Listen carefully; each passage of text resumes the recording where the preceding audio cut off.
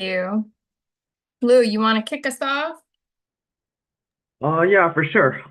Quick thing. Just want to do a quick round of introductions, and for our fun little question icebreaker activity, what are your plans for spring break? I assume no one has gone on spring break yet. I could be wrong. So just your name and what your plan is for spring break.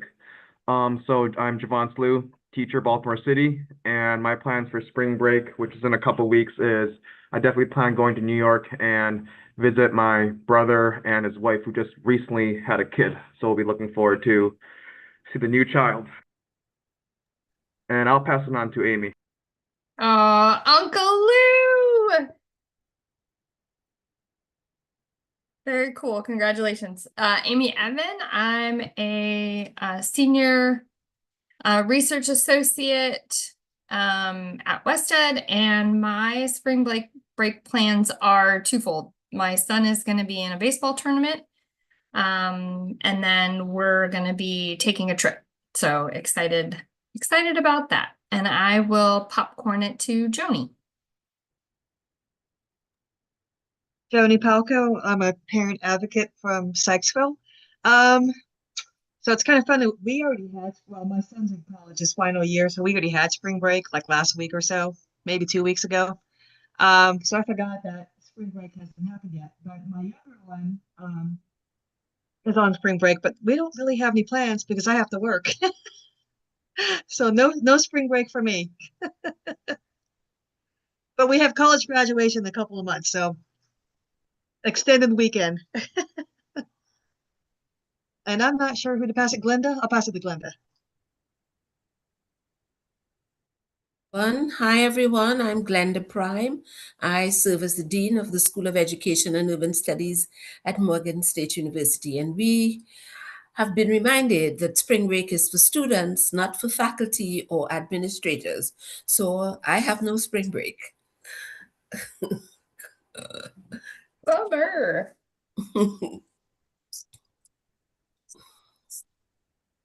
And who else is on? I'm only seeing 4 faces. You want to popcorn it to Gavin? He's next on my little Okay. row.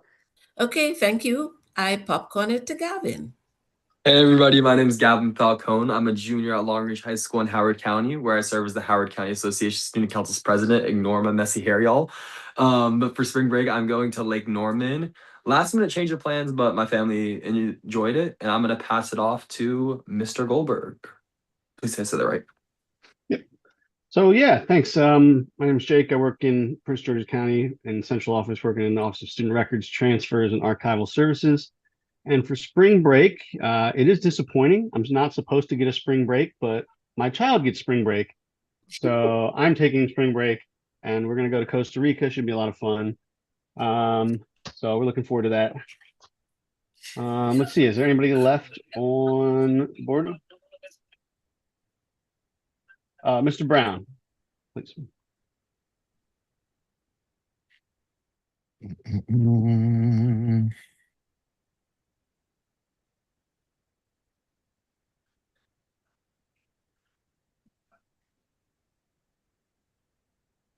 We can't hear you, Mr. Brown, if you're going.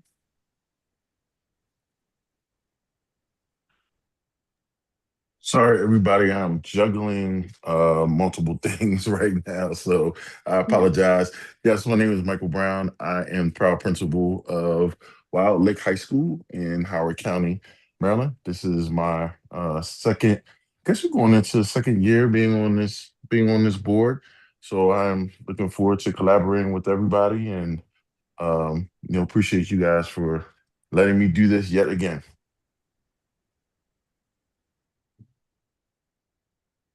Do you have fun spring break plans, Principal Brown?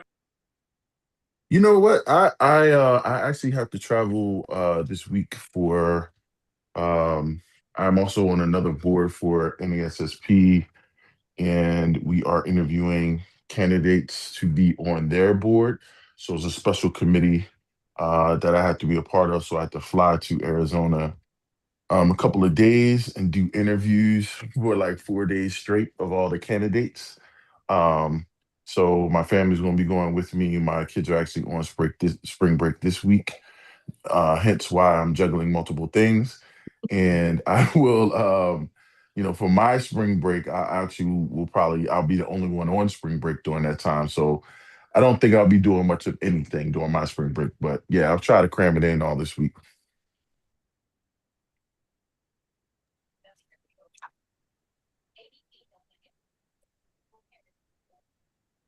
I believe you have Candace, Vanessa left, I think, from the committee side.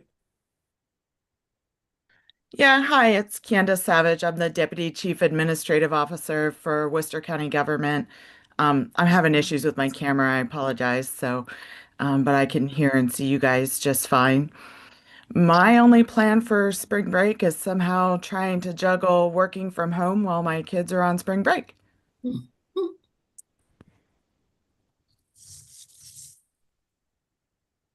Vanessa, would you like to go next? Yeah, hi, I'm Vanessa. I'm the student member of the Pillar 5 committee. My spring break plans are going to Universal in Orlando, Florida. Sorry, before I pass it back to you, Amy, I think that was everyone from committee. Would the members of the AIB like to introduce themselves and share any plans they may have for spring break or that time? Oh, I am a committee member. Sorry. Evelyn, I'm sorry about that. It's okay. It's okay. Just Evelyn Chung. I'm from the Montgomery County Council of PTAs, and just gonna look forward to having my daughter home from college for spring break. Nice. Yeah, I can go ahead and introduce myself. I'm Liz Smith. I'm the Pillar 5 policy analyst at the AIB, and I do not have any plans for spring break. My kids are going to camp, and I will be working as usual. And I can pass it to Simone. Hi, everyone. My name is Simone Hall, financial analyst with the AIB. Apologies, I am also doing some juggling right now. I do not have spring break plans, but I am very much looking forward to a nice vacation in the summer. Hi, everyone. My name is Emma Pellerin. I'm the Accountability Director with the AIB. Unfortunately, do not have any spring break, so I will just be working and very excited to plan a vacation, hopefully sometime in the summer. Hi, everyone. Arshia Sethi Snowden. I'm the Outreach and Communications Director for the AIB. Was just on here to make sure all the streaming and everything went okay. But also don't have spring break, sadly, but excited to hear about how everyone else's spring breaks are. Awesome. Thank you, everyone. Back to you, Amy. Thanks, Lou. Thanks, Uncle Lou. And thank you for all for sharing. We will all live vicariously either through you on your lovely plans, and glad to hear our students are doing something, or not through you if you're spending the entire time working. Hopefully it'll be quiet. So thank you for joining, especially as we're having some turbulent weather. Today's discussion is actually structured to be a little different from many of the meetings that we've had thus far. Rather than focusing on a specific policy or implementation topic, like waivers or expert review teams, we wanted to, at this point, take a step back and look at how the blueprint measures progress overall. We're at a really exciting time, and as far as blueprint implementation, we're in the messy middle, year 4 of a 10-year implementation. And so given that blueprint is a long-term reform initiative, as we move further into this messy middle of implementation, questions naturally arise around what kind of results we should expect to see and when. And so tonight we're going to walk through the framework the blueprint uses to track progress. We're going to look at examples of the measures associated with each pillar and discuss how those measures help both the AIB, the MSDE, and the public understand how implementation is unfolding. So our goal is really around making sense of these middle years of long-term reform. So we have a couple of folks from the AIB who have joined. Liz and Simone will be our counterparts and our liaisons to AIB, but Emma, who has been really steeped in the accountability, the measures working group, is also here to help, one, make sure that I don't mess any of this information up, but two, give us some context around how these measures came to be, what they look like, and we'll do a short sort of walkthrough of the measures of each pillar, and then we'll take a look at what some of that public dashboarding is looking like, where it's headed, and have a discussion about what measures we think are really worthwhile in terms of elevating for the public consumption more broadly, what measures as a committee we would like to see more of. I will say, though, this is not an opportunity or a purpose around adding more measures. The measures are already set. They were set in legislation. They've been set in the working group. So the purpose is not to say, hey, we really think we should be looking at X. Really, the purpose of tonight's meeting is to get more familiar with the kinds of indicators, and there are different kinds, that AIB, MSDE are collecting and looking at through implementation. Any questions about our purpose or what we're going to be doing tonight? Anything you would like to make sure we see or we discuss? I'll pause before we move on.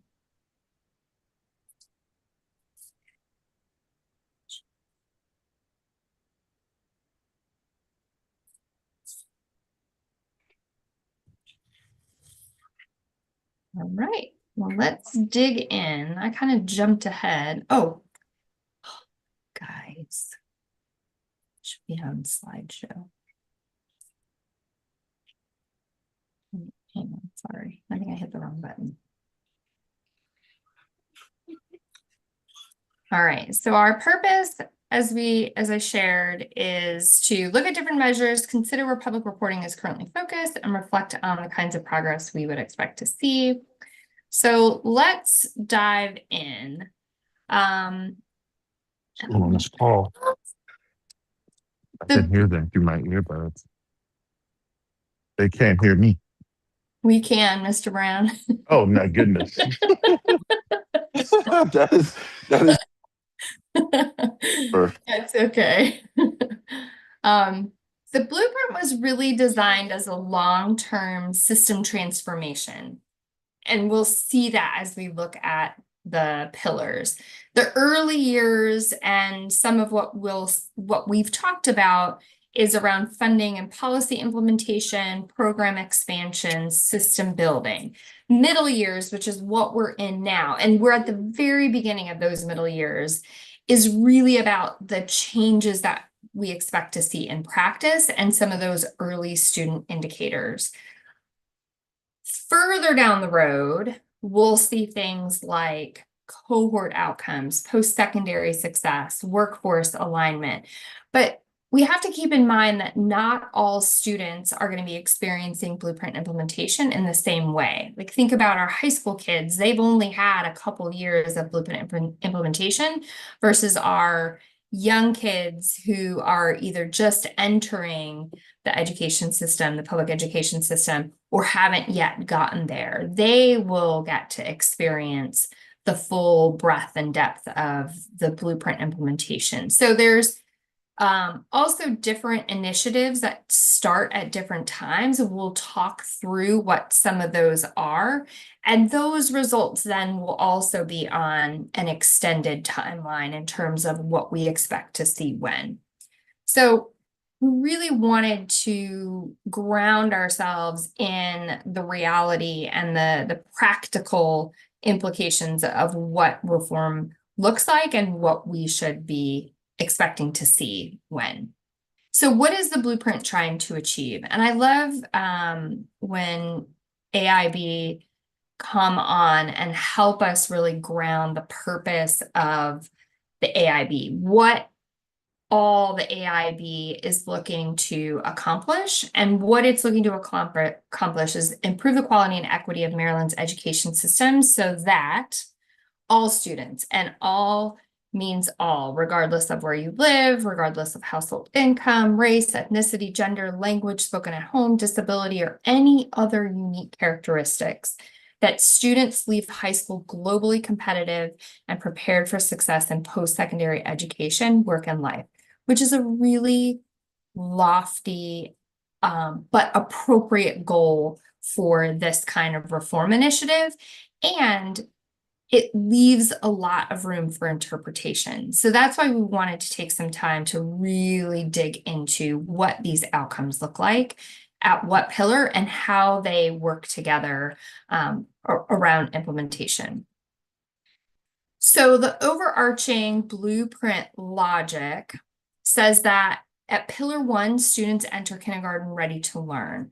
Pillar 2, they're taught by a high quality and diverse set of teachers and leaders. Pillar 3, they engage in rigorous instructional system aligned to the college and career readiness standard, that CCR.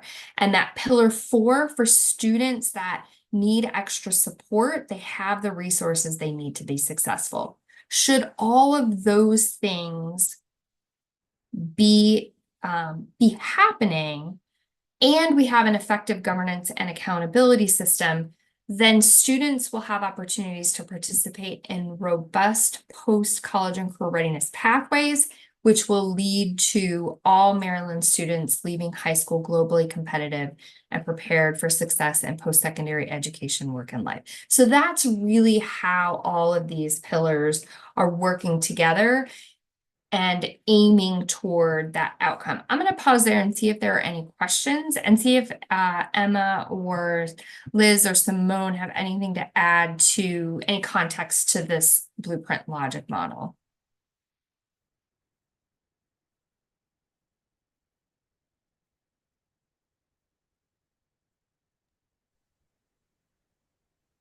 I don't see any questions at all. I would just say that was a great explanation of the overarching blueprint logic model and theory of change. That's, really undergirding this work. We do have additional logic maps that are can be added onto this, and that also, help to visualize the way that the blueprint was set up, particularly by the Kirwan Commission, and are happy to share those as well, but they have been shared previously too. Great. And so the underlying data of this logic model, things like annual assessment scores, workforce data, student attendance, really help AIB, MSDE monitor implementation and communicate progress. This structure, this visual also helps us connect those policy goals, measures, and real world data that we're going to talk about in just a second. And obviously, I know that this committee, we've been talking about these pillars for a while now.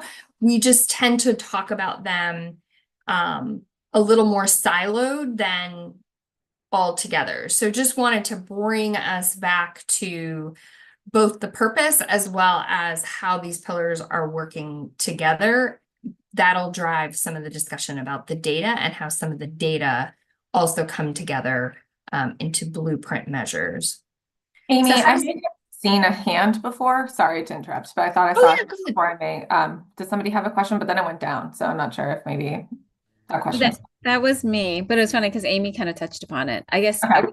it was less of a question for right now, but as we kind of continue the presentation, I think what I'm sort of interested in understanding at this next level is like how some of these things interrelate to each other, which Amy kind of said, then I put my hand down.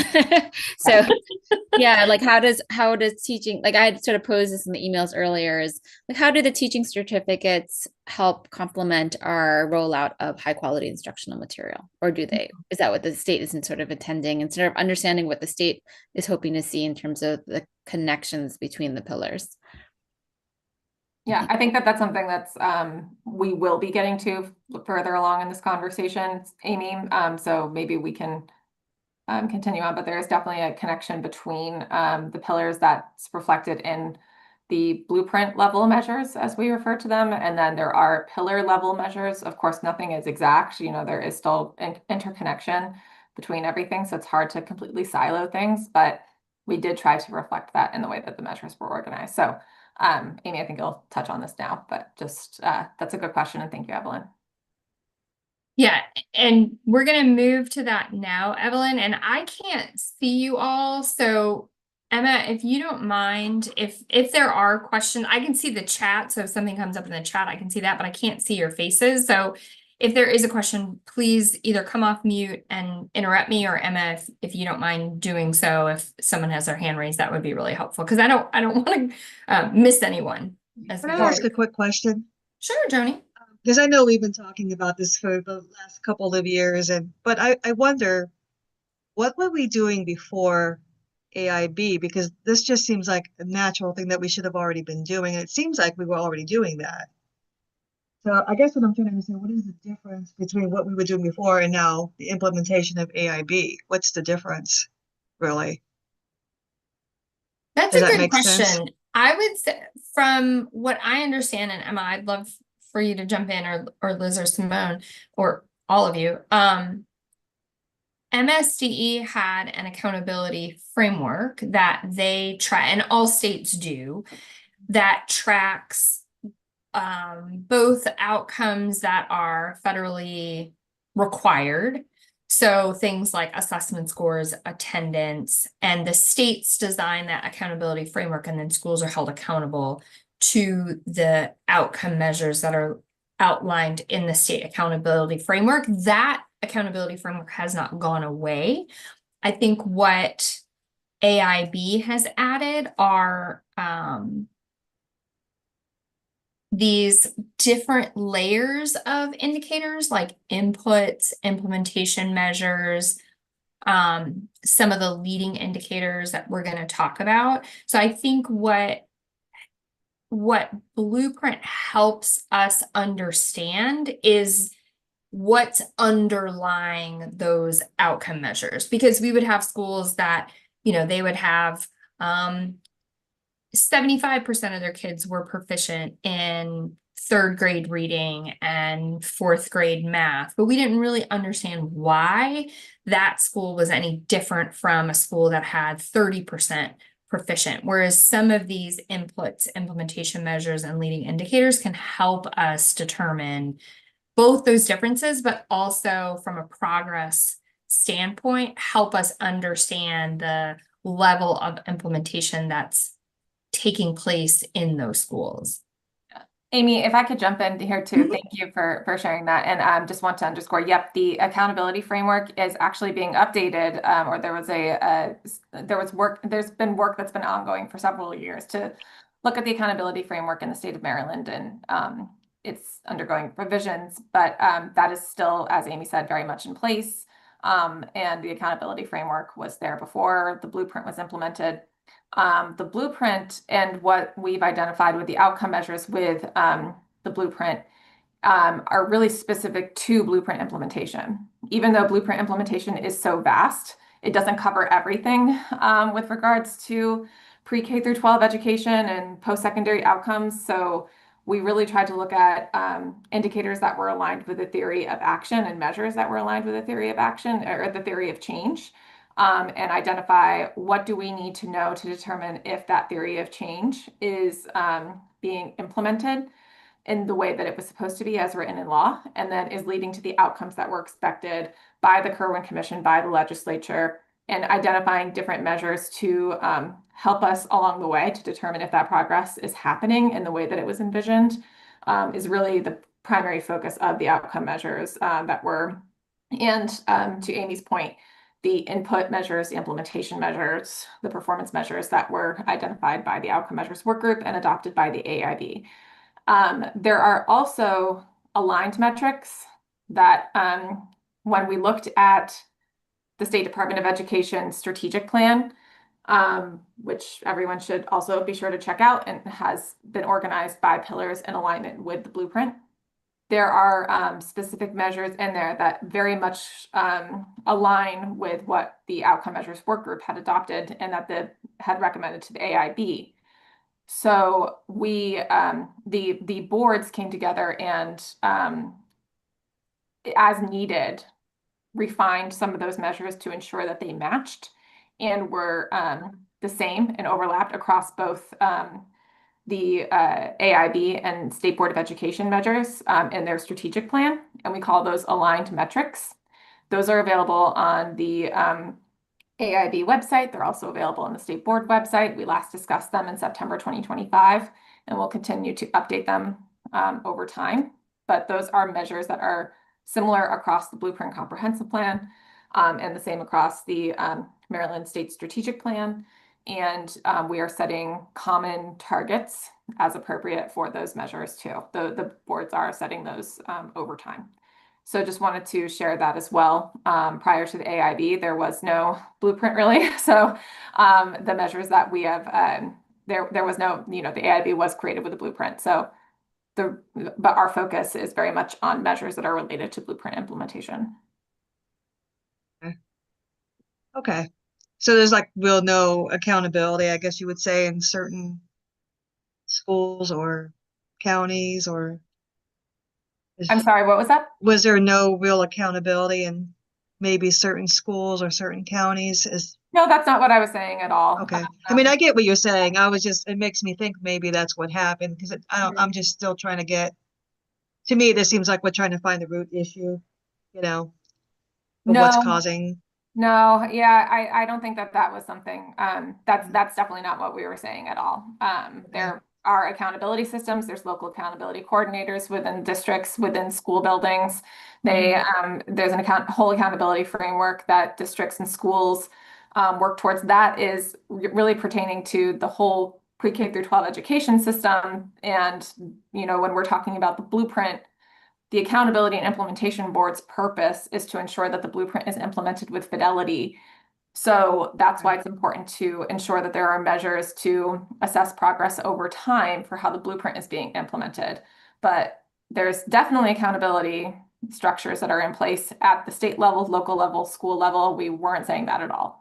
So that has been in place for as long as there have been schools. In Maryland. So that is very much. I wonder if I could jump in just because I'm a fellow parent and because we've been talking about this a lot in Montgomery County. So I luckily had somebody kind of explain it to me as a parent that, what you'd like to see is sort of what you mentioned, like that theory of change. Like if I do this, then this is what will happen. And so the Kirwan Commission and the blueprint came up with all these measures they thought would really move the needle in terms of like the achievement. So we've always had, like, if you go to a Maryland report card, like, always see how their schools are doing. But it seems like Blueprint said, okay, if we implement early childhood, if we give funding if people adopt high quality instructional materials, if we create pathways for teachers, like that's going to have this impact. And it seems like what we'll learn now and this is sort of what we're trying to deal with in our own county is like, well, how do you measure if your theory is working? Or because otherwise you just keep doing things and never know if they're working, and they might not be, and we really shouldn't keep spending money that if it's not working. And we also don't know how our local education agencies are actually implementing it. Like we just gave them money. Are they doing the things that we hope that they're doing with it? That's really interesting to me personally, is because we're trying to figure out if, we agree with a lot of what's going on. Our organization really agrees with what the blueprint is offering. So I'm very interested in these measures. I'm also interested in seeing how much stakeholders will be able to see them and if they're going to be public. Does that sound right? I just want to see if I got it right, because that's how someone explained it to me. Yeah, no, that was a great way to describe it. So thank you, Evelyn. That was great. Thanks. Did that make sense, Joni? No, it made sense before. I'm good. Yeah, I'm good. Perfect sense. Any other questions? We're going to move into different kinds of measures that are captured as part of the blueprint that really hone into that theory of change. And maybe with some concrete pieces, this may start to come together. Because I'll be honest, like I live, breathe, and work in data all day. And I was talking to Emma and I was like, okay, let me make sure I understand. These are the inputs, these are the implementation, these are the, so there's a lot of measures that are part of Blueprint, and we tried to make sense of what those are and when, so that questions like, is implementation happening, and are the assumptions that we made around the kinds of changes that we thought would lead to the kinds of outcomes that we were hoping are actually bearing fruit. And I would say, you know, we're starting to get to that point where we can ask that question and have data that are available to help us answer it, but it hasn't been the case yet, just given the timeline of implementation and collecting and measuring whether those changes are leading to the kinds of changes we would like to see. We're getting to that point. That's why this time and progression piece kind of takes us through measures around inputs and resources, which again are those like policy commitments, funding, program establishment, and then we moved into implementation. So as districts start to implement new practices, start to adopt new high quality curriculum, start to build that system and training, and then we move into these leading indicators, which are early signals of change, early types of engagement like teacher turnover and whether teachers stay, and levels of initial adoption that are taking place within districts, moving as we move through time, moving into lagging indicators. So those outcome results, the cohort performance, multiple years of data, and then finally, system goals achieved, college and career readiness for all. And so the idea here is not to wait until the end of Blueprint implementation to be like, okay, did it work? But rather to be collecting and looking at information over time to see, are we headed in the right direction? Do mid-course corrections need to take place because implementation is happening and we're seeing movement in the outcomes or not? But I wanted to go back to this slide because this helps frame the different kinds of outcomes. So, and Emma, please jump in if I jazz this up. Blueprint expected outcomes are those outcomes that are not pillar specific, but rather they are combinations of pillar outcomes and are more geared toward those long-term goals for the entire education system. Pillar expected outcomes, which we'll talk about, are the goals and outcomes specifically to a pillar. And then outcome measures are what the AIB is using to track progress toward goals.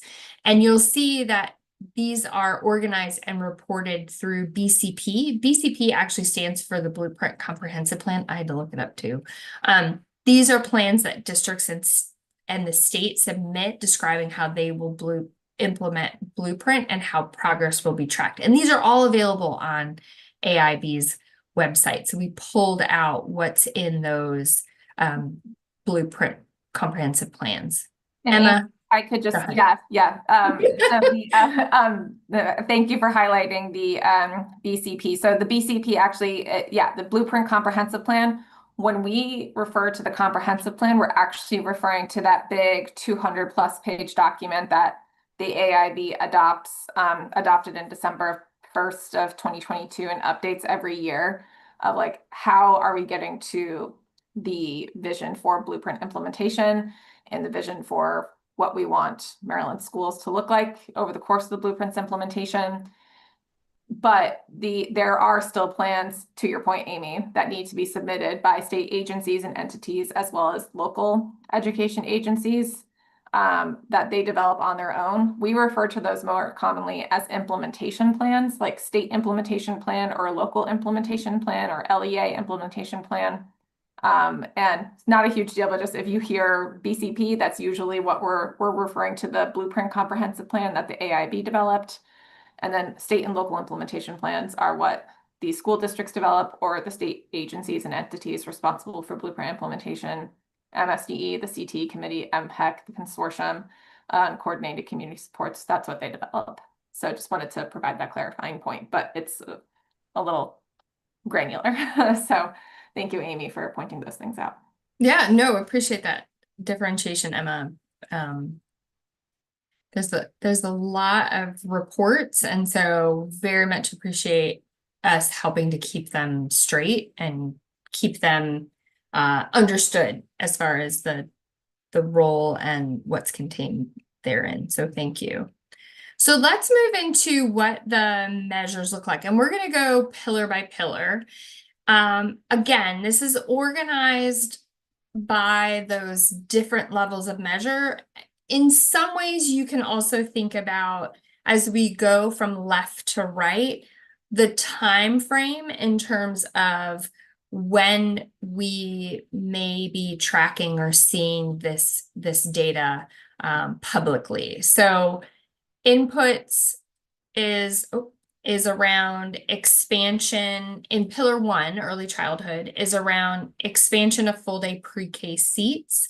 And the AIB tracks pre-K slots offered by private providers to see how access is and how opportunity is widening, and then pre-K enrollment for priority student populations.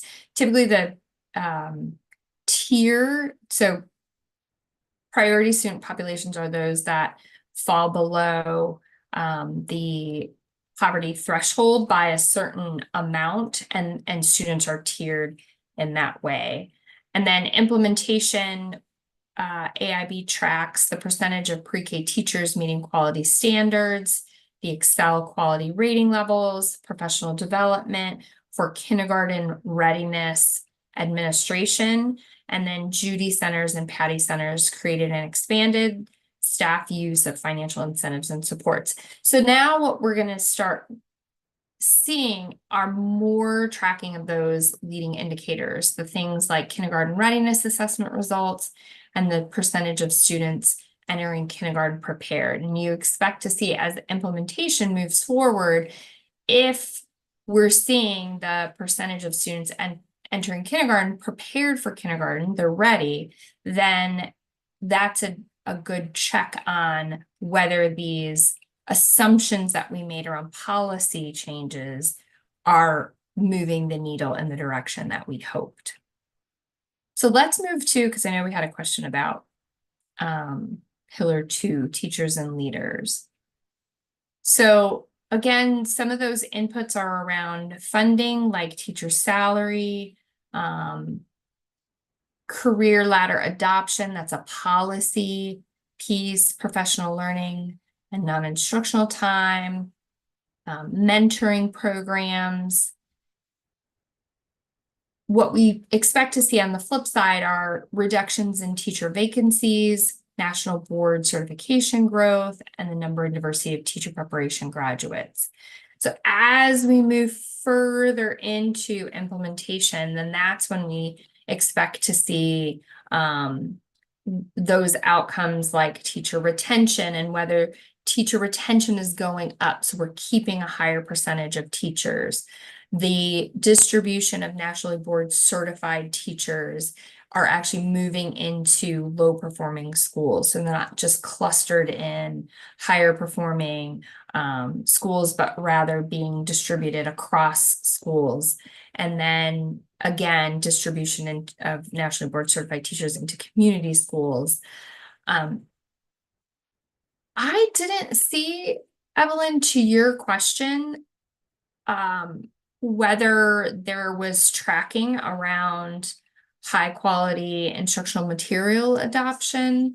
And so feel free to come off mute and or Emma, if you have anything to add in terms of Evelyn's question around pillar 2. And I don't know that this is a new, I don't think it's a quantitative tracking measure. I guess I guess it's more of a qualitative, and I took a glance at the one pagers. I appreciate that.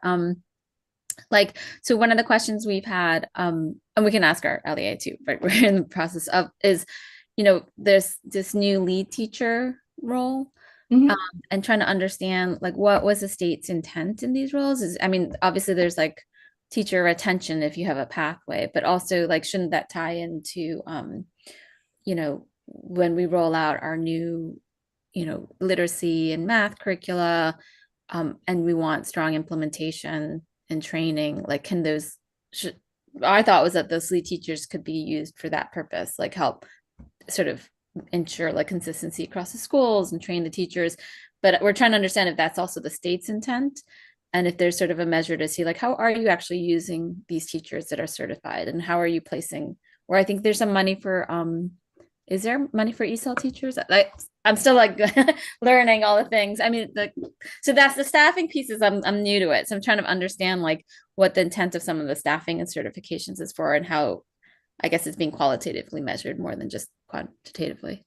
Yeah, that's a good question, Evelyn. I think the things you're raising are things that are probably a little bit further down the line when we have full rollout and implementation of the career ladder, because right now there's a handful of schools that are participating in level 4 pilots of the career ladder.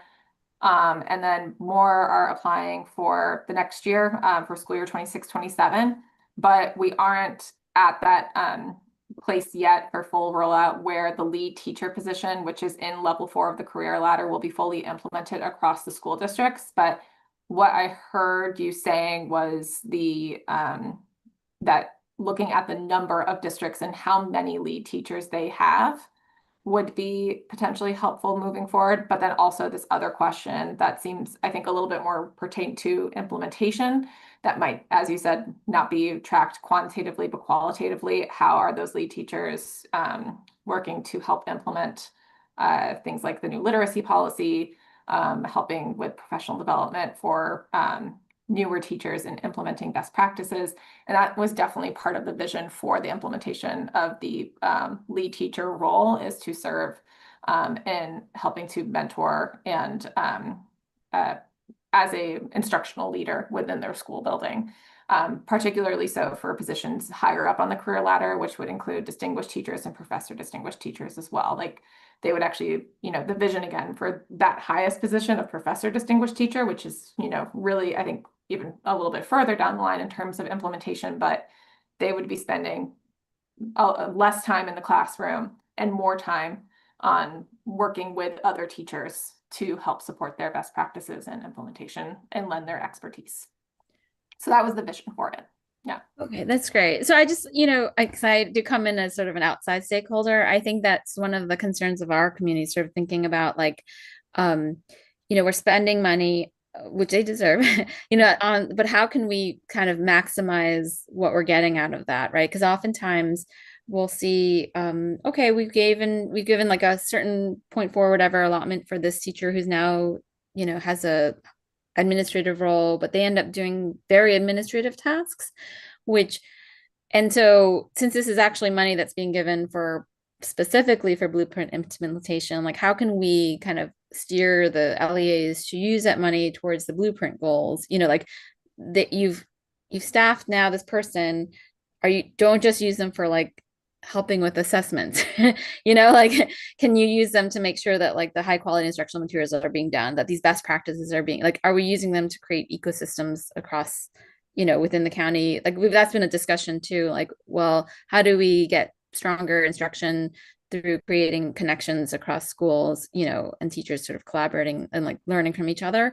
So that's where I would see like these roles could be really useful, but I'm trying to understand like, that, I don't know, this is sort of more of an advocacy piece than but I'm interested to hear like what the state is, how they're going, but it seems like we're not quite there yet, but I mean, there are definitely parts that are being, I really appreciate everything that you're saying, first of all, so thank you. And really good questions. I think, the career ladder submissions, every LEA has had to submit a plan for implementing a career ladder for levels 1 through 3. as well as level 4, which would include the lead teacher position as well. So that is a good place to start from to see their descriptions, which are available on the AIB website about like how they plan to implement their career ladder and what these positions look like. But I could also follow up with our Pillar 2 policy analyst, Libby Diamond, for some more information, and maybe there are other things that we could consider or bring back to the group for further discussion and for further information. Thank you. Thank you. So like, because the community is the other accountability measure. So the more we know, the more we can, follow up. So I appreciate it. Yeah, absolutely. Thank you. Go ahead, Glenda.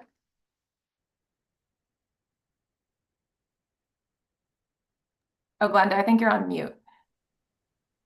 Do that all. I'm sorry. Yeah, Evelyn's comments really get at the heart of what's been troubling me throughout all of this. And it seems to me that the things we are using as indicators don't really get at the heart of what having good teachers is all about. Good teachers are the measure of good teachers, or the evidence of good teaching, is what takes place in the classroom. It's not teacher vacancy reductions. That's one measure of the health of the system, but it certainly doesn't get at the heart of what I think the pillar should be about. And so where are we actually measuring what's happening in classrooms, how teachers are interacting with students, the fidelity with which they are using the curriculum and providing meaningful experiences for the learners? To me, those are the important indicators, and they're far more important in my thinking than national board certification growth. That's important, but it's not getting at the heart of what good teaching is all about. And I think also the focus through all of our conversation has been so much on measures of outputs and less on the inputs. And I think those are the things that really matter. To me, an input column that's focusing on salary, that's not the real input.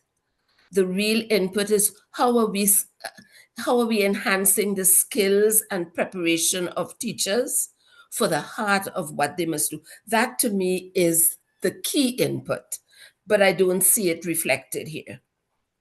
And that's just been troubling me all afternoon. Yeah, no, appreciate that question, Glenda, very much so. And I'll take a stab, but definitely rely on Emma and AIB. I think one of the things that just to keep in mind, this is measuring blueprint implementation.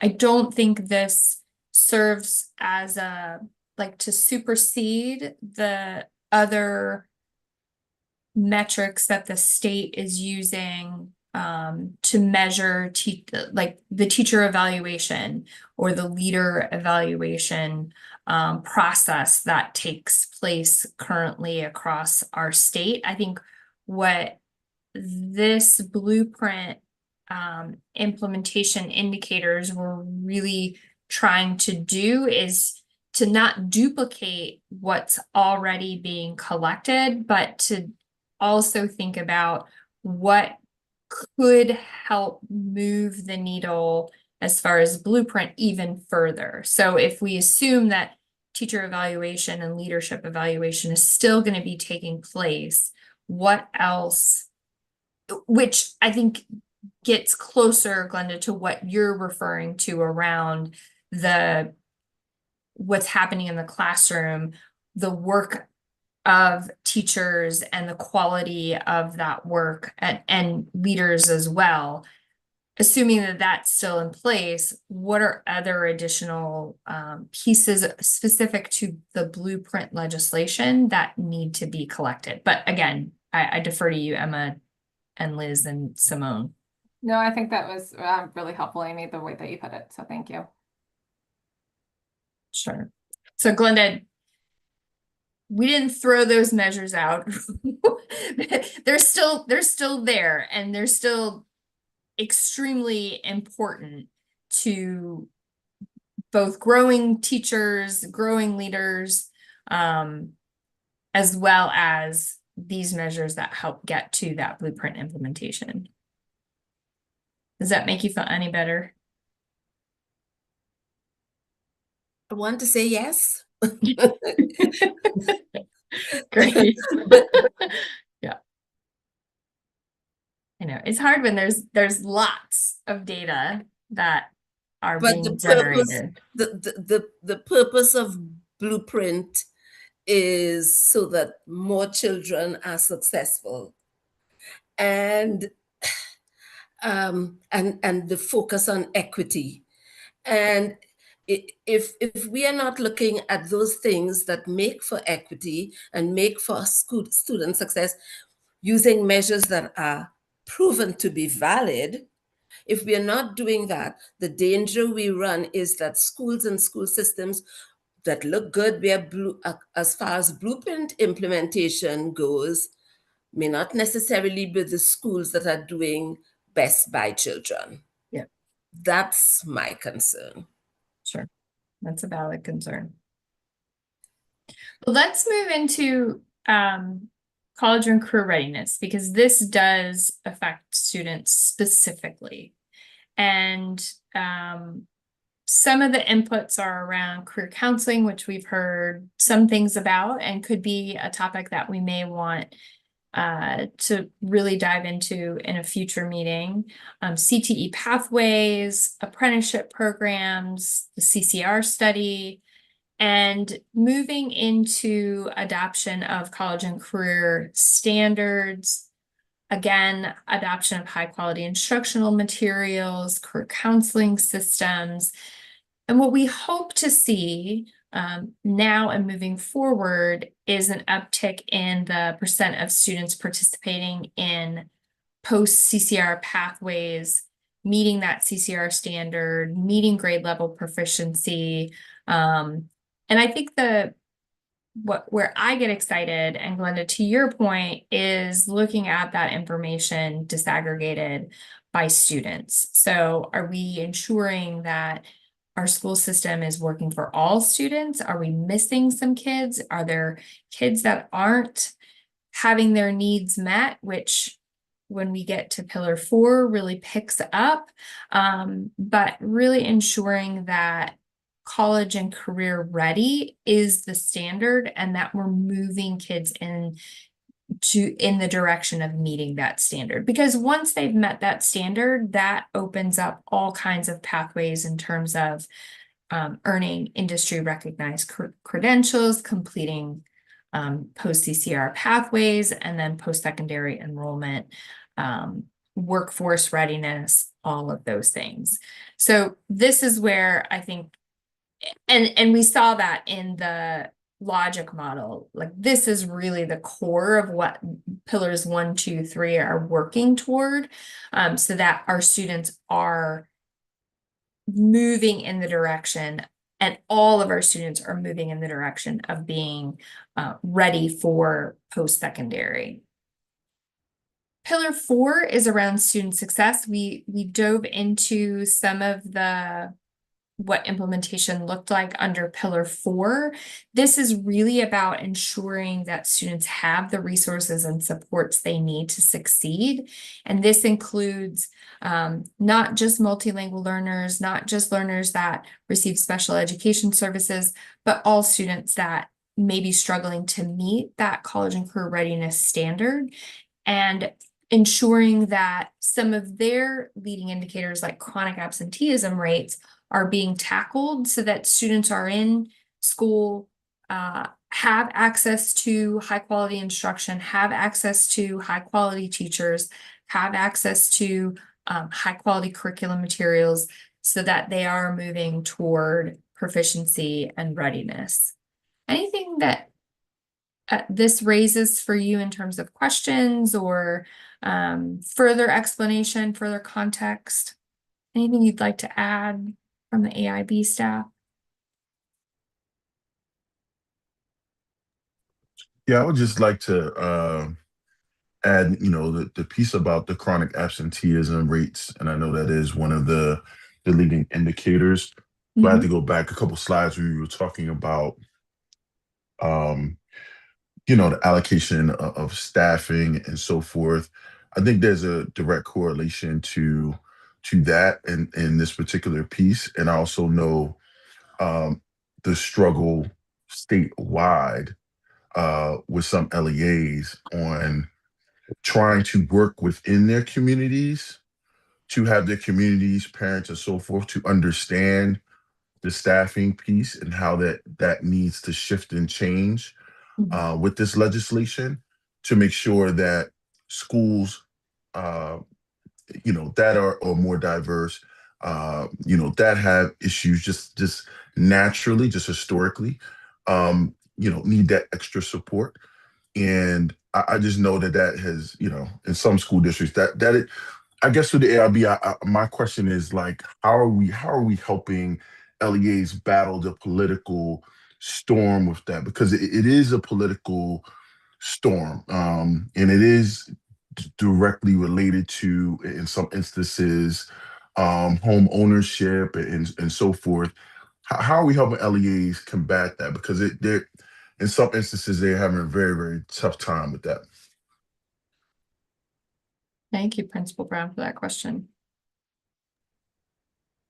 Yes, thank you for that question. And that is a concern that we've heard for a long time and is ongoing. And, I think that continuing to come back to the vision for the blueprints implementation is a key piece that a key message that we come back to and refer to when thinking about the rationale for what measures we're looking at and why we are looking at them, including things like staffing. But what you're raising here, Mr. Brown, is Principal Brown, is very, it's been a pressing issue for a long time, but we would continue to welcome any feedback and thoughts about how we can continue to have how school leadership, how district leadership can continue to have conversations about this in this community, in their communities, to help advance that vision for the blueprint. So I know that that's not really answering your question, but I think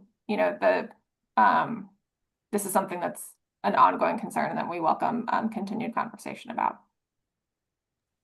Yeah, I just bring it up because I feel like that is just one of the, if I was want to sit here and say one of the things that would make the blueprint successful, that would be like one of my, Michael C. Brown indicators as a building level principal on, seeing if that would be, successful for this particular legislation, because that has just been a very, very slow process. And I think a little bit slower than I'm probably sure that the AIB and everybody else probably wants it to be. So I know nobody really has the overall solution to that as of right now, but I just wanted to put that out there for the group so people know. I know one of the things that we've had conversations as a committee in the past has been around like bright spots and not to compare implementation across districts at all, because gosh, so many, we have such a wide variety of districts, of students, of families, and so not to pit districts against each other by any means, but to actually learn from one another in terms of, perhaps a district or schools that have had some success tackling chronic absenteeism, learning from them. What did they do? What did they implement? How did they use their blueprint in a way that helped them to get ahead of and work through some of these chronic absenteeism? Because you're right, Principal Brown. I mean, if students aren't there, there's not a whole lot that can be done in the school system to help improve their outcomes. So how can we ensure that they are there, and what does that look like? And has anyone cracked that nut that we can learn from?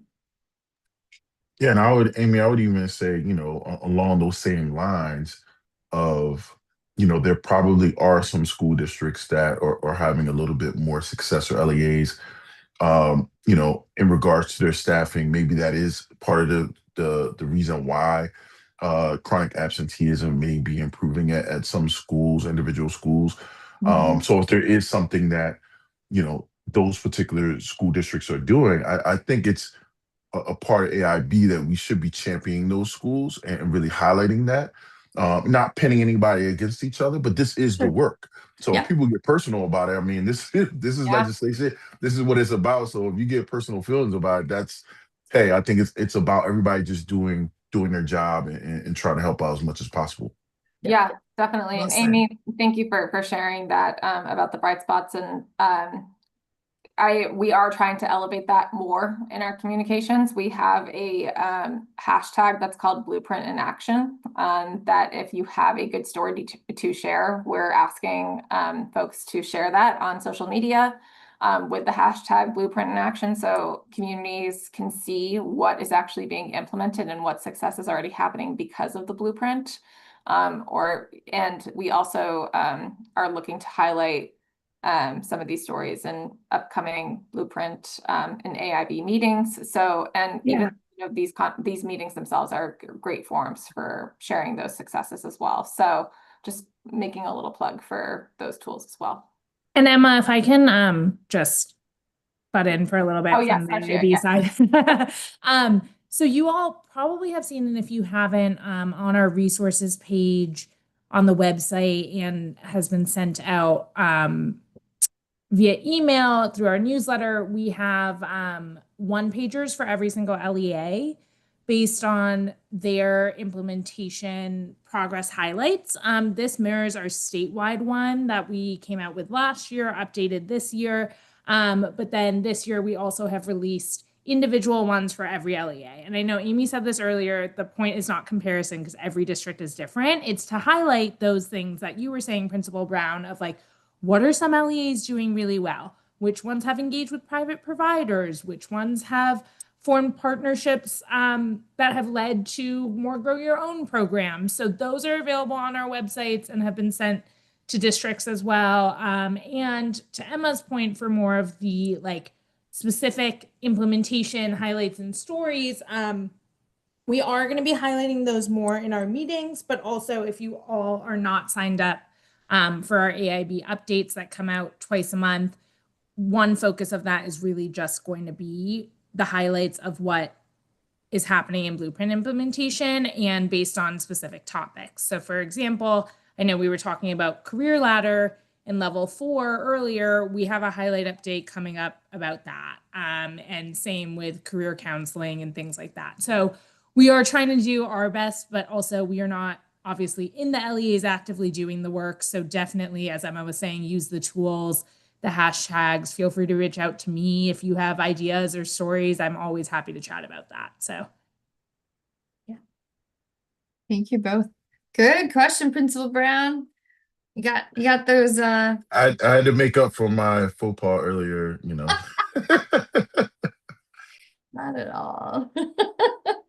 And finally, Pillar 5, really we're looking at, as we've been diving into for the past year or so, funding compliance, school level expenditures, public awareness of blueprint goals, and expert review team assessments, all the fun things related to governance and accountability. So if you put all these together, it looks something like this, which I won't spend time on because we just went through those, but really the pillars are interrelated and driving toward that outcome of all students college and career ready and able to be good, productive citizens, move out of their parents' basement, which for all of us that are parents, really that's what we're hoping for, and have some post-secondary success.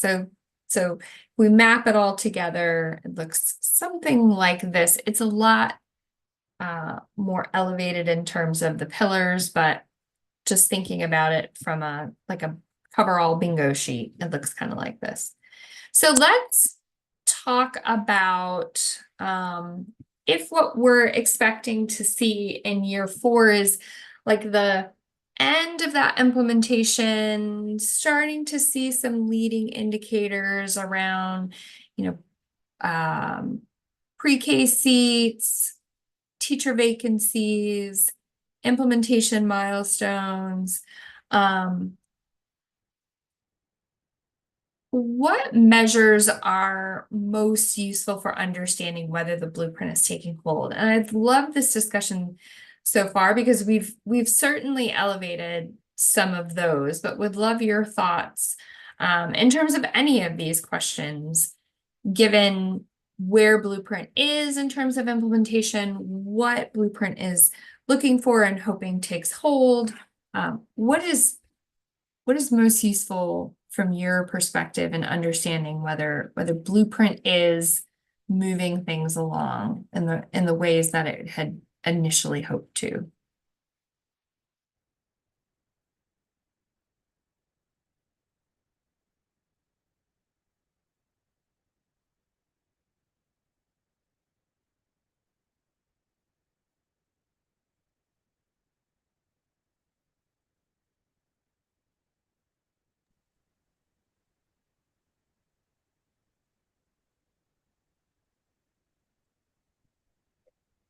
I would offer the closing of equity gaps in not just in terms of test scores, but in terms of chronic absenteeism, in terms of behavioral health problems, in terms of parent involvement.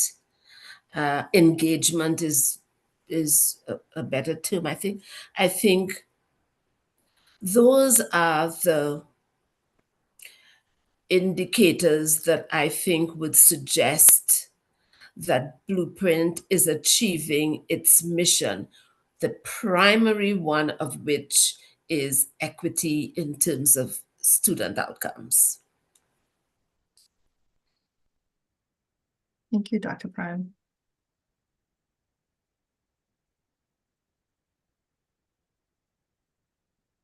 Anyone else want to share? You can even offer the measure or indicator you think the public should pay the closest attention to over the next few years. I can add to it a little. So I think there's a kind of variety. But one, I completely going to agree with the first, the statement that she made with that test scores are not the end all be all. I can say for myself, I'm not the best test taker. And I think that's said a lot of students. So I don't think that's the best metric, but I would say it's kind of a mix of things. Of course, graduation rates are always going to be an important thing, but also student success and after graduation. I know that's harder to measure in a metric, but their success, whether that's trade school, whether that's college, whether it's straight in the workforce, I know it's harder to measure, of course, as I mentioned, but still those things I feel like play one of the biggest factors, but also something I don't think we focused enough on a lot of these is just students' overall experience and enjoyment throughout the process. Because if students are in an equitable space, whether they should be enjoying their schooling, I'm going to say this right now, and I'm lucky to recognize this as I did. I'm trying to soak it up while I can. I don't want to be in the workforce as much as not yet at least. I do a lot of work for my student council and stuff, but I'm trying to enjoy these years while I have them. I know these are some of my best years of my life. And I think just making sure that that is present, not just in your personal life, but also in your school life. And that's recognized that while these are very developmental and crucial years, like some way to analyze how students are enjoying these changes, how they're benefiting them in those specific regards. But yeah, hello, sense. Thanks, Gavin. It's always so refreshing to have students part of these discussions because you help us keep the focus on the things that are really important. So thank you. Thanks, Gavin. Yeah, I would just add that when we talk about nationally board certified teachers, I know there's been a ton of investment in that. And so, my curiosity is centered around, is that investment, has that yielded the results that AIB and its legislation would want to see? Because I know for a fact that teachers are buying into that. School districts are investing and incentivizing that. But is that, direct relation to we talking about student achievement and chronic absenteeism and all the things? Is that helping? And so I'm just curious about that, and that's something I think we need to keep a close eye on as we kind of progress and move forward. Thank you, Principal Brown. Yeah, that's definitely one of them. Also, I'm sorry, I know I just said something. I also want to add to the point of chronic absenteeism. This isn't always the case, but a case I like to always note is sometimes chronic absenteeism comes from things that are beneficial to students. My family always taught me, and I think every sphere, every teacher I've ever been in, experiences teaching teaches you so much more than you being in a classroom 24/7. So like if you're doing a certain experience where I know certain people who get an opportunity to spend a week doing United States Senate Youth Page, like your senior year, you don't always get covered for those times. Most of the time you do, but sometimes you don't. It's like sometimes your school's discretion. There's certain opportunities that students can take that would mark them as unexcused, and that may lead up to chronic absenteeism. So while that's a factor, and I know this isn't the case for all students, that is very select few. I think that's also good. It's nice to consider what experiences are you gaining that could be considered, because chronic absenteeism, while yes, you're missing school, sometimes there's a very thin line between, oh, you're one day over because you did this amazing experience that taught you about the world, taught you about your future, helped you in your dream career. Because, for example, HPSS, you only get 3 discretionary days a year to do that. And that includes civic engagement, that includes family time, that includes everything. So that's just another way to look at it. It may not be because of that initial purpose, and it may also still be beneficial in some other way than we like to look at. Mm-hmm. Great point, Gavin. So I do want to give a little bit of a shout out to the in the sense that some support for the achievement scores, because that is the first thing that we look at, like at least that I look at as an education committee chair. And I think sometimes, especially what I look at, I go straight to is the number of, the scores for students who are receiving free and reduced meals. Because to me, that's an indicator, even in like an affluent school. If that number is still low, which we see, that shows you that some of these, in-school initiatives are not working the way they should, or they're maybe not being implemented. Because I think sometimes you'll often see that in like affluent areas, you'll have families who can supplement outside and do other things, and there's all these other factors, and how do you kind of account for all that statistical noise? And so to me, it's like, well, what happens if you place a student that doesn't have a lot of that outside resources in that school? And if you're still not seeing the needle budge, and there's something else going on. I do look at the chronic absenteeism. I'm like really pleased. I mean, I think it's really looking at the trends. I think people, sometimes I hear folks say like sort of individual reasons why a test score might be high or low, or why there might be absenteeism. But when you're looking at the trends, and when the numbers are so large, like 35% absenteeism versus like 20%, 24, which is, I was just checking my LEAs, and like that's how much it's been reduced since the implementation of community schools. Like that's significant enough that like a taking away kind of the noise of little reasons why there's absenteeism, that shows that something's working right. So So those are the things that I'm looking at. Like if I really go straight to the schools that, you know, maybe don't have outside or family resources, because that's going to tell you if something's really working, right? So that's, but I you know, third grade literacy, that's where it goes straight to. Because if you don't get them by third grade, it gets harder, right? I want to see our kids, how are kids doing in their algebra, because you know, at least in our county, the numbers are really sobering. So and we're not talking about, you know, sometimes about like, I think we sometimes forget, like folks, all of us, you know, we're on this committee and like, not the educators, but sometimes we forget that, like in our county, sometimes we will get people saying, well, this is a reason why you might not do well in an exam or whatever, but they're not understanding that, like, well, 70% of us aren't passing algebra. So you can explain one test or another, but 70% is a large number. So, you know, until I see that needle move, that's the number I'm going to keep looking at. Point number one. What else? What else jumps out in terms of most useful, the one indicator we should be paying close attention to? And then we're going to move into what is currently available in terms of indicators that are publicly reported now through dashboards, as well as implementation reports. Sorry, one other one I always look at is the CCR levels for Readiness. SATs, though, for SATs. So, because sometimes you'll hear people say, well, the state, no offense to state MPAT folks, but, you know, like they don't really measure, what are they measuring? But at the end of the day, I think, you know, whether you like them or not, SATs are whatever, you know, kids have to take for college. So if I'm seeing those numbers not where we want them to be, that's an indicator that has like a real life impact on students, even if you don't like the test. Mm-hmm. And it's nationally normed, so you know where your kids in Maryland stack up compared to other kids across the nation. But we also know that they are not very good predictors of college outcomes. The SATs, they are very poor predictors of college outcomes. High school GPA, things like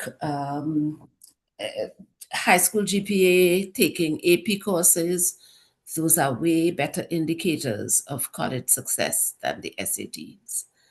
And I think we have to be mindful of the fact that SATs, standardized tests on the whole, cannot be taken at face value. Just because they say just because they're needed for college success, college entrance, doesn't mean that they are a good indicator of success. It's a question of validity. Oh, I'm not sure that actually, I think the data actually shows that there are more predictable indicator of college success. I'm sorry? I actually think there is, well, this is wholly on a totally different tangent, but just because I am not sure that the research actually says that they're not a good predictor of college success, because I think more recent research, that's why a lot of colleges have taken them back, because they are not the only, but they are an indicator of college success. So.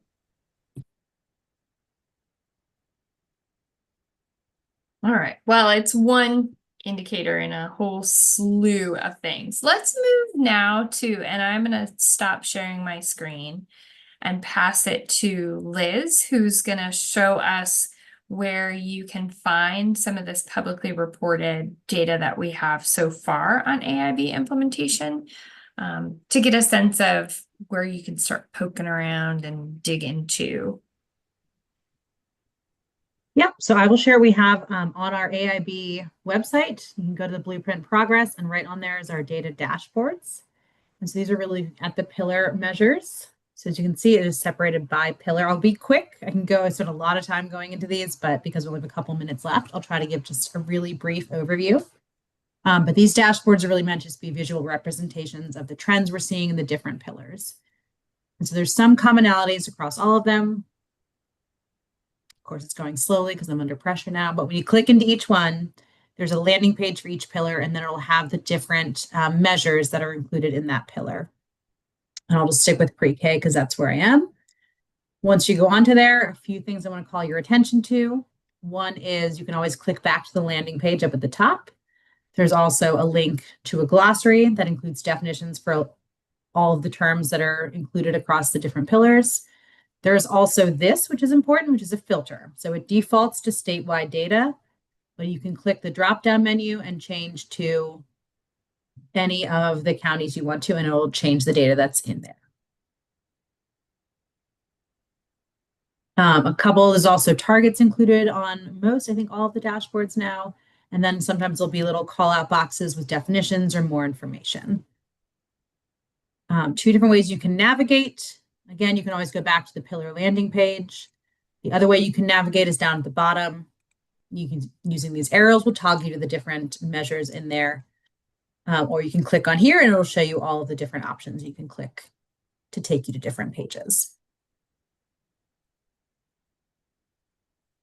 Just go back and get into, look at maybe pillar 4, because I know we've talked a lot about chronic absenteeism, so I'll just use that as an example.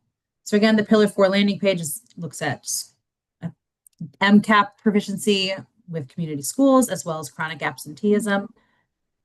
So again, the landing page, you can click into whatever you want. It has the target for the state. This looks at chronic absenteeism for community schools versus all schools. You can hover over it to see the difference between community schools and all schools for the different years as well.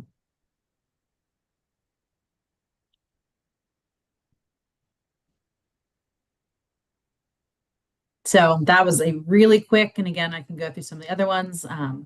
That's a really quick introduction, but again, they are all up on the AIB page. They are still relatively new. They've been up. Evelyn, I do see your hand, so I'll get you in 1 second. We've only had them up for a couple of months, so we are still very much determining, adding to them, looking at new metrics we can include in them. And obviously, if there is any feedback or things that like would be more helpful to include or see differently, we are generally very open to that as well. Evelyn, did you have a question or comment? Sure. 2 things. I was wondering, are there plans to add school level? So like, for example, like I'd be really interested to see where the board certified teachers are being placed, like which schools have, by school. Is there any plans for adding that data? I don't think at this point that we're planning to get that granular, but Emma, if I'm wrong about that, please feel free to hop in.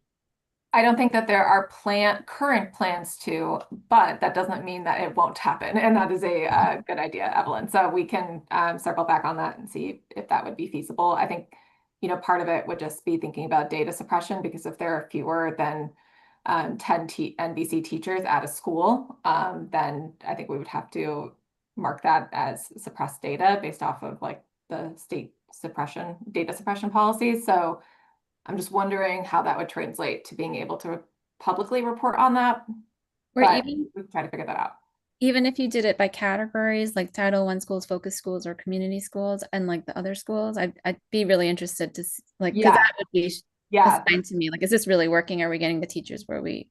Yeah, and one of the measures that we are going to be looking at, and that we are looking at, it's an aligned metric, and then also within the Blueprint Comprehensive Plan are the number of NBC teachers in low-performing schools and designated low-performing schools based off of the list that's released each year by MSDE, and then also the number of NBC teachers in community schools. So those are 2 disaggregations that I think we are planning to do moving forward. Yep.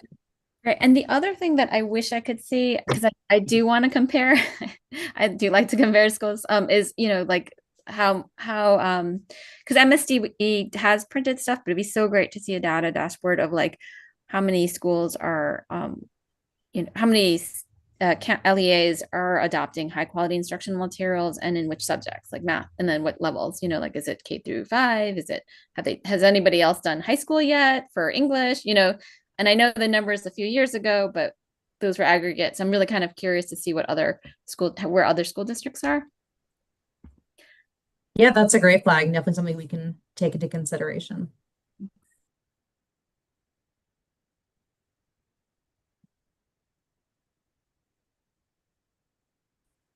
Anyone else? Any other questions or comments or things you'd like to see while we're on here?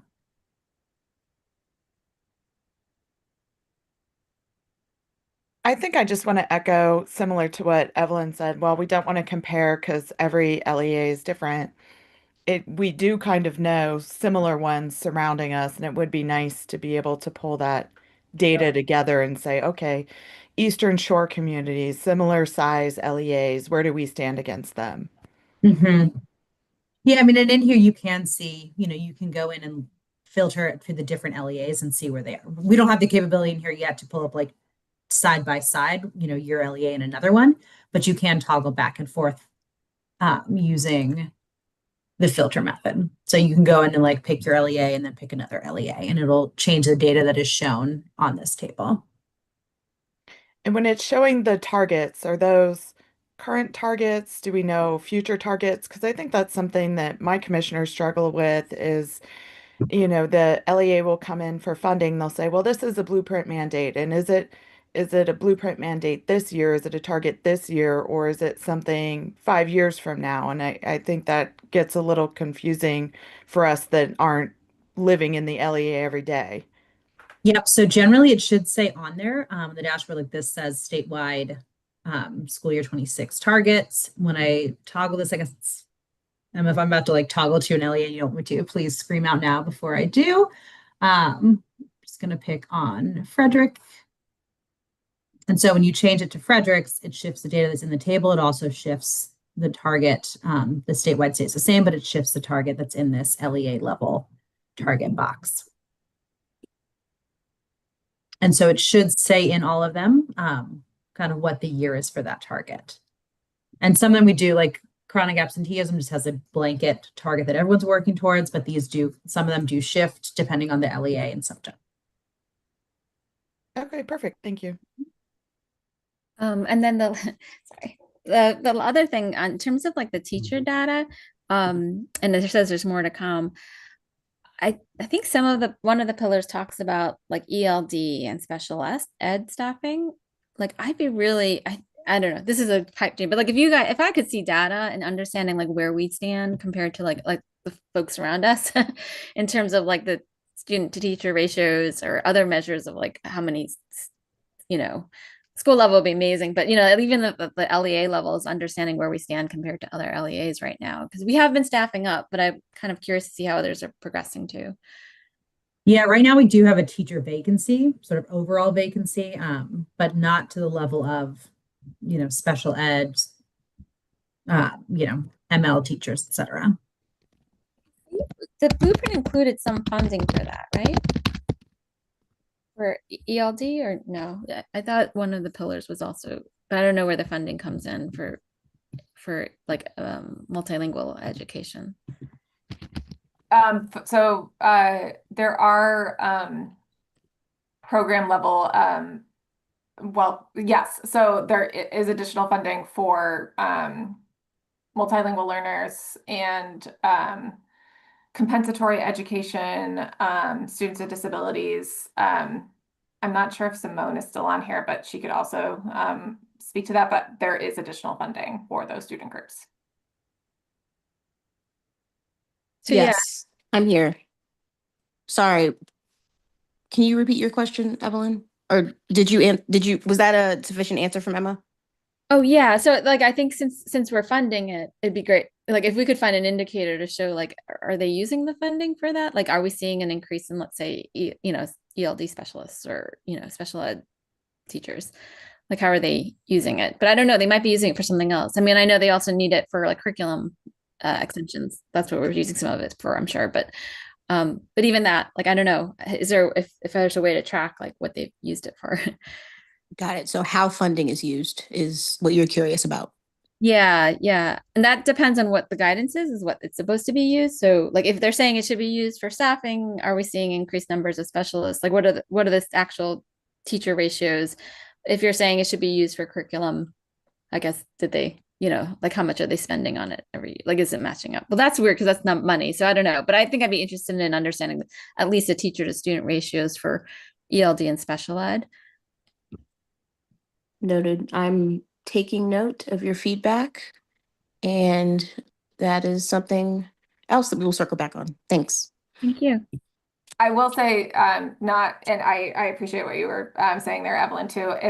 I can imagine if someone from a school district was on here and also heard that, they might, just based off of what we heard during our progress monitoring conferences, they would also potentially speak to the lack of supply, I guess you could say, in terms of the number of candidates for these positions too. So sometimes it's not just about choosing to spend the money in a different way, but are there enough candidates who are dually certified who could teach general education and special education, and can we move them into special education positions, or are there enough candidates for positions for multilingual teachers? So, that also obviously, and I know everyone knows that that's a consideration too, but just wanted to highlight that as well. Yeah, for sure. For sure. I think sometimes what we're looking for is like, okay, well, this county is doing it. And then we kind of try to find out, what did they do differently? Yeah. Is there something we can draw from them, That is the question we're constantly asking. What are you guys doing that's working? And, I think that the summaries from the progress monitoring conferences that we had this fall, all 24 of them, if folks want to take a look at them, we had some really good insights, and I thank you, Liz, for showing those. But we are trying to highlight positive trends from those and potential best practices that we could, have districts, connect with one another and say, we know that you're having some trouble with staffing positions for special education teachers.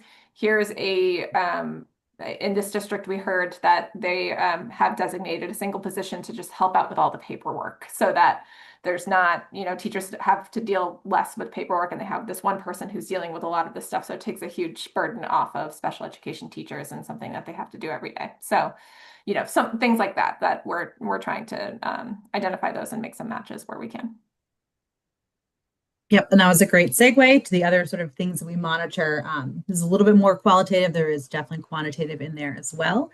But like Emma said, these are all of our summaries from the progress monitoring conferences we did with every LEA back in the fall of this year. So it looks a little bit at their implementation plan, what's going well, what's not going, what's an area for growth, both qualitatively and quantitatively. So these are relatively short summaries. I mean, there were 3-hour meetings, and these are usually like 2 to 3 page summaries of kind of what we heard. So that's a great place to start if you're just kind of curious of what's going on across the state.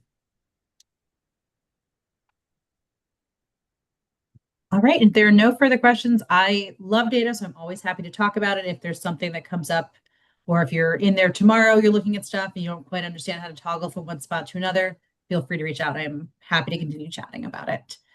But if not, for the sake of time, I will hand it back over to Amy.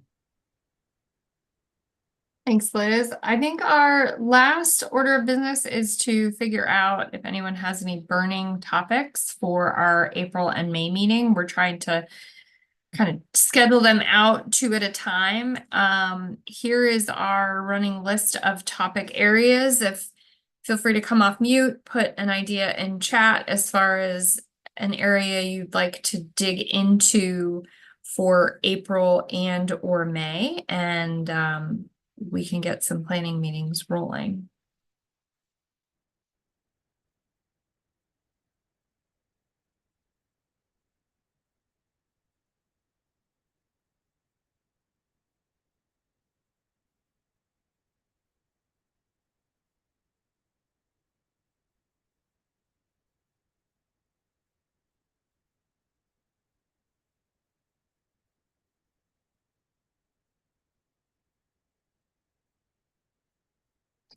I know this was briefly mentioned, I feel like, in the past, but I still think public engagement is always a big thing of interest. We've kind of gone a lot into like the policy aspect, but like more variety. Like I did see the public hearing, and like the Instagram presence has gained drastically, which I love seeing. I think that helps a lot. Definitely reach out to students, but just more ways we engage the public just verse, and like that in like ways LEAs are doing that, their levels, to like say, oh, this is happening. How can we better implement you guys in the process? So like that's another. Gavin, are you thinking students specifically, or? I think it's public? beneficial for everyone. We can focus. Okay. Students can be part of that conversation, especially, but I think adults should be able to have a say. I think everybody should be able to. If you're a stakeholder, and I think even teachers, if you're not necessarily in that district, I know that's also a consideration that sometimes goes out the window if you live in, let's say, Baltimore, yet you teach in Howard. Like I know sometimes your considerations aren't as included, I feel like, in these processes because you're not considered a stakeholder. So I think just making sure how we incorporate all those. I would love, personally, we are trying to work on increased public engagement always, but Gavin, you mentioned student engagement.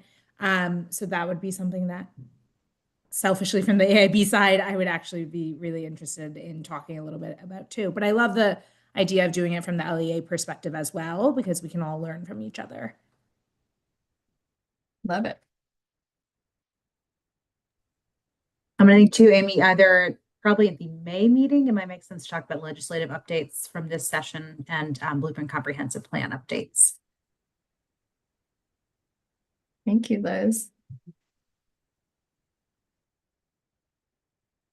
Anyone else have a burning topic for consideration? You can always email us as well.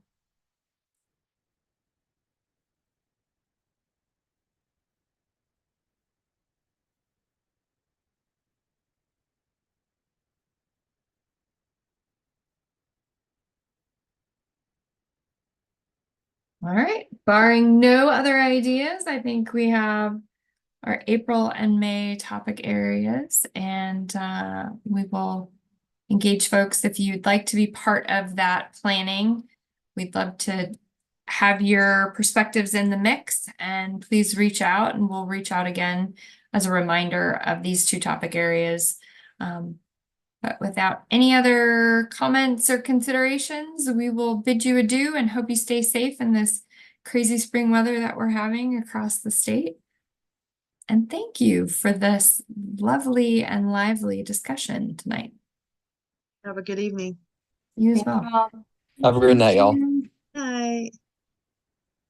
Thank you. Good night.